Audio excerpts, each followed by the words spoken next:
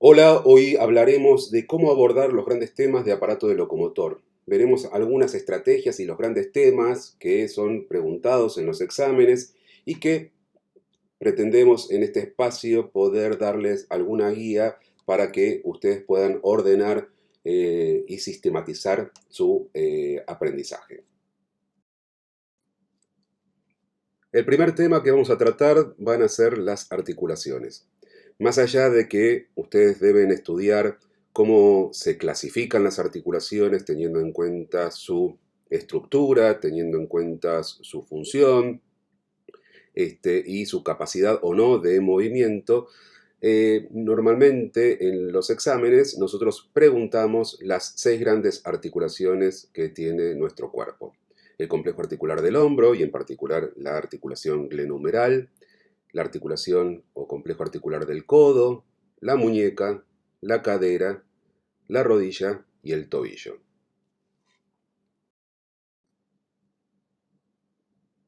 Pero bueno, ¿cómo encaramos el tema de las articulaciones, ¿no?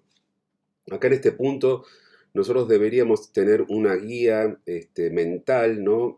Seguir un orden para que podamos ser efectivos en el momento que tengamos que traer a nuestra memoria la información sobre la articulación que se está consultando. Primero y principal, clasificación de la articulación, ¿no? ¿Cómo se clasifica la articulación que me están preguntando? ¿Por qué se la clasifica de esa forma? Esto implica que conozcamos justamente las definiciones de cada una de las articulaciones. El siguiente tema o el siguiente punto a tratar sobre esto es cuáles son las superficies articulares, cuáles son los huesos o las partes del sistema esquelético que se están en contacto y se están articulando entre sí.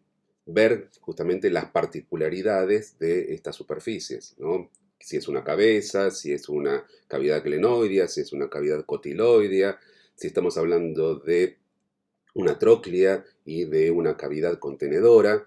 Bueno, eso es lo que nos permite a nosotros poder hablar sobre las superficies articulares de estas articulaciones. Después hablar sí de los medios de unión. El tercer punto son medios de unión, ¿no? ¿Cuáles son los ligamentos principales que le dan, si es una articulación que se está moviendo, la capacidad de estabilidad? ¿Cuáles son aquellos ligamentos que en cierta forma están delimitando o acotando los movimientos de esa articulación, si los tiene, o simplemente dándole contención a la masa articular? Y obviamente, si estamos hablando de articulaciones que son móviles, va a aparecer la cápsula articular. Y podemos hacer ahí un breve resumen de cómo se comporta esa cápsula articular.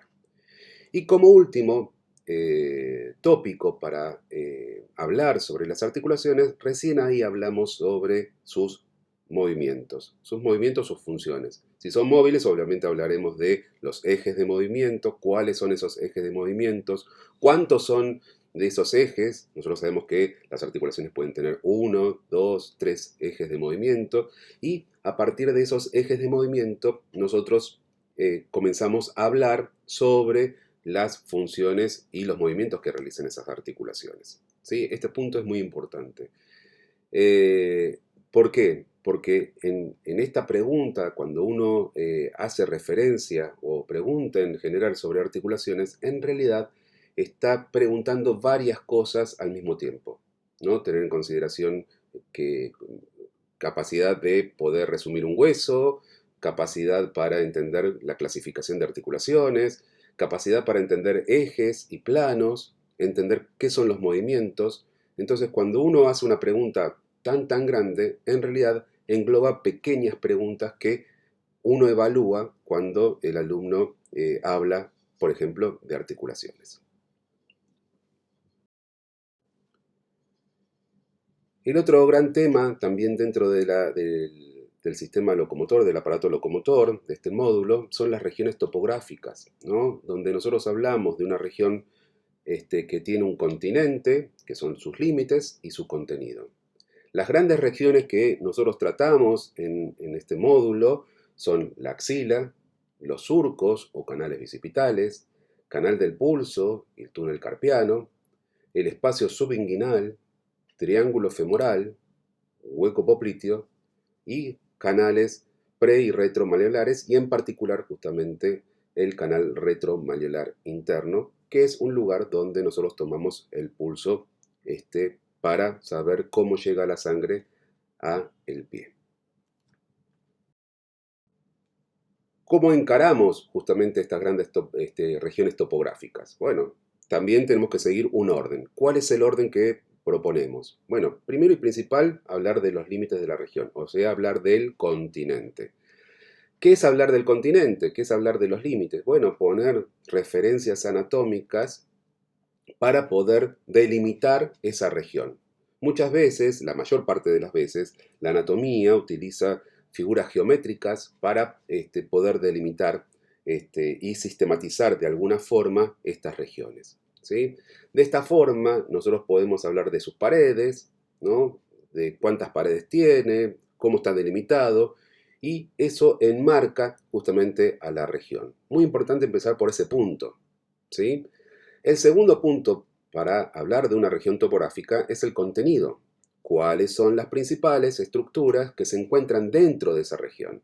¿No? Hablar justamente de los nervios, las arterias, las venas, los linfáticos, que son en su mayoría las estructuras que nosotros encontramos en estas regiones topográficas. Y si podemos, a medida que hablamos justamente de estas estructuras, ir hablando de la importancia de cada uno de ellos. Por último, para hacer un resumen de todo lo que son las regiones topográficas, hablamos de la importancia de cada región. Cada región topográfica que enumeré en la diapositiva anterior tiene un significado. ¿Por qué? Porque será el lugar donde encontramos justamente las estructuras vasculares y nerviosas que van a dar irrigación e inervación a todo un miembro, por ejemplo la axila, los canales o surcos bicipitales, es el lugar donde nosotros tocamos y vemos particularmente nervios y arterias, en este caso justamente el canal bicipital interno como lugar donde vamos a encontrar la gran arteria que es la arteria braquial y el nervio mediano, por ejemplo. La región subinguinal, ¿no? El lugar donde estamos pasando estructuras vasculares y nerviosas abdominopélvicas hacia el miembro inferior y que son justamente en este caso tan importantes para darle inervación a través del nervio femoral, por ejemplo, a la región anterior del muslo o la arteria femoral, que es la que se encarga de darle la irrigación mayoritariamente a todo el miembro inferior. Entonces, es importante que si ustedes rescatan y recalcan justamente esta información, uno tiene entendido, cuando los escucha, que comprenden justamente la región topográfica. El otro tema muy grande para tratar sobre el sistema locomotor, y un tema que siempre se toma, son los plexos nerviosos. Bueno, los dos más importantes plexos nerviosos que nosotros vemos acá en el aparato locomotor es el plexo braquial y el plexo lumbosacro. ¿Cómo encaramos justamente la forma de estudiar y de sistematizar justamente a los plexos? Bueno, primero y principal, ¿no? Tener un orden. Este orden comienza con hablar de la formación de los plexos. ¿Cuáles son las principales raíces nerviosas que participan de la formación de este plexo? Describir si hay raíces, si hay troncos, fascículos. Como ejemplo, el plexo braquial tiene todas estas estructuras, cosa que nosotros no vemos en el plexo lumbosacro. Hablar cuáles son los ramos terminales, pero para poder hablar cuáles son los ramos terminales, también entender, ¿sí?, qué es un ramo terminal. De esta forma nos permite a nosotros poder hablar justamente de los diferentes nervios que van a ir yendo de región a región para darle inervación motora, sensitiva o mixta a cada una de las regiones del miembro superior y del miembro inferior. También es importante tener el concepto de ramos colaterales. Los ramos colaterales también hay que entender qué significa tener un ramo colateral y dónde se ubican los ramos colaterales, ¿no? Ramos que quedan dentro de una misma región.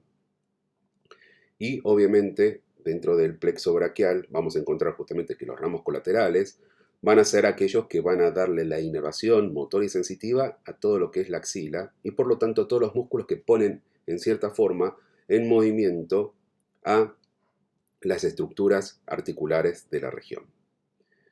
Y después hablar justamente de las regiones inervadas. cuáles son las regiones inervadas por cada uno de los nervios terminales que hicimos referencia en esos plexos. Esto nos permite a nosotros poder también ir más allá del plexo y poder entender un poco de cómo funciona y cuál es la función de cada uno de los nervios a medida que van avanzando dentro del miembro superior o del miembro inferior.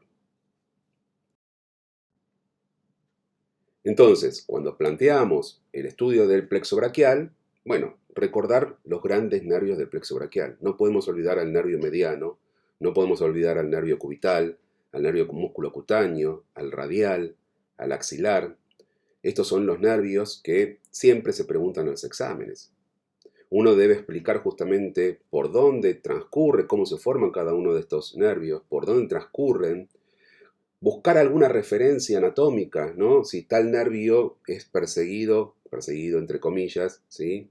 O está avanzando en relación con algún músculo, si penetra algún músculo, si pasa por arriba o por debajo de un músculo, ¿no? O de una estructura vascular, o de alguna característica particular de la región topográfica. Y obviamente explicar a partir de este trayecto, ¿sí? De este recorrido de los nervios, cómo es la inervación que va dando en cada una de esas regiones, ¿no? Si es motora, sensitiva, si es mixta, ¿no? A qué cantidad de músculo está dando inervación, qué tipo de acción va a tener justamente sobre los músculos, tratar de sistematizar de alguna forma, ¿sí? El concepto de cada uno de los nervios. Eso es lo que se pide en los exámenes. Cuando hablamos de plexo lumbosacro, pasa exactamente igual que lo que sucede con el plexo braquial, ¿no? Recordar cuáles son los principales nervios del plexo lumbosacro. No debemos olvidarnos del nervio femoral, nervio obturador y el nervio ciático. El nervio ciático como el nervio más grande que tiene nuestro cuerpo. Bueno, hacer exactamente lo mismo que hicimos con los nervios del plexo braquial, ¿no? Explicar cómo se forman, por dónde transcurren, cuáles son las grandes relaciones, dónde yo tengo que pensar cuando quiero hablar del nervio ciático, con relación a qué músculos, por dónde está pasando, por dónde sale a la región glútea, cómo sale hacia el muslo, cómo se divide en sus ramas terminales para poder darle inervación a lo que es la pierna y ellos después darle inervación al pie, por ejemplo, con el nervio ciático. ¿Sí? Muy, muy importante esto. Entonces, la pregunta es inmensa, la pregunta es muy grande, globalizadora, pero como sucedía con las articulaciones, en esta gran pregunta se encierran pequeñas preguntas que nos permiten a nosotros poder evaluar al alumno y tener la seguridad de que comprende justamente las estructuras nerviosas. Cuando hablamos justamente de los grandes vasos, ¿no? De las arterias y de las grandes venas dentro del aparato locomotor, bueno, pasa exactamente igual que en la parte de la inervación, ¿no? Tenemos que saber cómo se forman esos vasos, ¿sí? Si son las arterias a partir de cambios en el nombre de los grandes vasos, pensar que la arteria subclavia es la que se va a transformar en arteria axilar y la arteria axilar luego se va a transformar en arteria braquial, ¿no? Y a partir de estos cambios, simplemente por pasar por diferentes regiones, nos permite a nosotros poder describir a estos grandes vasos, ver en cada una de las regiones cuáles son los ramos terminales, ¿no? Cuáles son los ramos terminales, por ejemplo, de la arteria axilar, ¿no? Una vez que pasa a la región del brazo. Buscar justamente relaciones que nos permitan a nosotros poder ubicar a cada uno de estos ramos terminales. Al igual que los ramos colaterales, que son sumamente importantes, porque son esos ramos colaterales regionales los que van a darle la irrigación a esa región particular y anatómica. Y después pensar justamente cómo son las regiones irrigadas por estos grandes vasos. Esto tiene que ver justamente con las arterias, como las venas, a medida que van recibiendo los diferentes afluentes para ir luego a descargarse en lo que es el corazón. ¿Cuáles son los grandes vasos arteriales y venosos que se preguntan en los exámenes? Bueno, obviamente va a ser la arteria axilar, la arteria femoral, la vena axilar y la vena femoral. Muy importante saber estos grandes vasos porque son justamente estructuras inmensas, sumamente importantes y que cualquier docente pregunta en un examen común y corriente. No dejen de saber justamente estas estructuras vasculares. Y por último, dentro de lo que es el aparato locomotor, aparecen justamente los músculos. ¿Cómo encaramos el estudio de los músculos? Si ustedes van a las clases que están dentro del aula virtual, van a ver que siempre se propone realizar un cuadro sobre los músculos y de esa forma sistematizar su estudio. El cuadro es el que vamos a presentar. El cuadro habla el nombre del músculo, la inserción proximal u origen, inserción distal o inserción, la inervación de ese músculo, la vascularización de ese músculo y la acción que tiene ese músculo. Si nosotros logramos sistematizar cada uno de estos músculos y logramos regionalizarlos, por ejemplo, decir, ¿cuáles son los músculos del brazo? Nosotros sabemos que el brazo tiene dos compartimentos, cuáles son los músculos del compartimento anterior y cuáles son los músculos del compartimento posterior. Y cuando hacemos este cuadro, podemos sistematizar también la inervación, la irrigación y vamos a ver que hay puntos en común. Entonces, cuando nosotros hacemos estos cuadros, estos resúmenes, ponemos en funcionamiento varias partes de nuestro cerebro que nos permite de a poco ir adquiriendo la información. Parece que no, pero cuando uno lo lee, lo repite, lo escribe, ¿sí? Cuando genera justamente el trabajo para hacer este cuadro, de a poco va asimilando esa información. Muy importante que tengan esta consideración. Recordemos esto, ¿no? Todo lo que nosotros hagamos y produzcamos cuando estamos estudiando, esto quiere decir que hagamos lectura comprensiva, que hagamos cuadros sinópticos, resúmenes, pequeñas fichitas teniendo en cuenta las palabras claves de cada uno de los temas para ir guiándonos, sistematizando justamente y teniendo un orden para estudiar. Esto genera herramientas que son herramientas cognitivas, herramientas que nos permiten desde luego a nosotros poder razonar, evocar la información, esto quiere decir traer a la memoria la información de todo lo que estuvimos haciendo, y de esta forma se genera un círculo de confianza, ¿no? De sentirse que uno está preparado para enfrentarse ante una pregunta.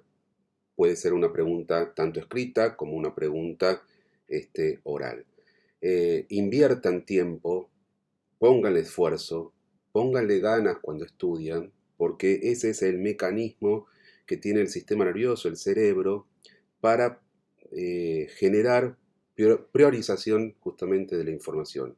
Cuando uno le pone emoción a lo que está leyendo y estudiando, el cerebro lo que hace es categorizarlo como algo importante. Y si es algo importante, lo que hace es memorizarlo. Muchas gracias.